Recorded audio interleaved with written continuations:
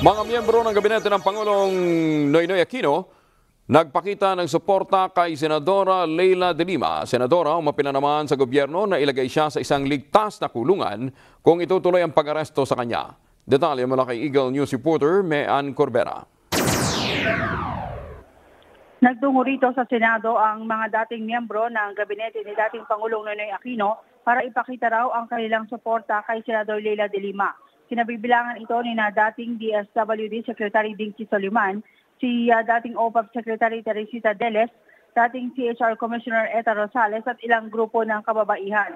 Gusto raw nilang ipakita ang kanilang simpatya kay de Lima sa harap ng napipintong pagsampa ng kaso at pag-aresto laban sa kanya ng Department of Justice. Kaugnay naman ng kaso ibinabato sa pagiging umano'y protektor ng droga sa Jubilibid Prison. Naglagay pa sila ng plastic na posas para ipakitang handa raw silang samahan si de Lima hanggang sa bilangguan dahil naniniwala silang inosente ito sa krimen.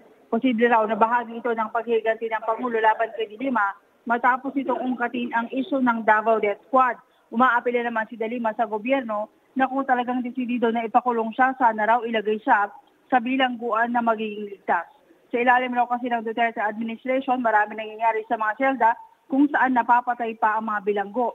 Nangangamba ang senador na mapapabilang siya sa mga kaso o biktima ng extrajudicial killings. Pagtiyak naman ng senador, wala siyang balak na tumakas, magtago, hindi magpapa-hospital arrest, at wala rin balak na magsuot ng neck brace gaya raw ng ginawa ni dating Pangulong Gloria Arroyo. Para sa Eagle News, Mean Corbera, AM1 with 25.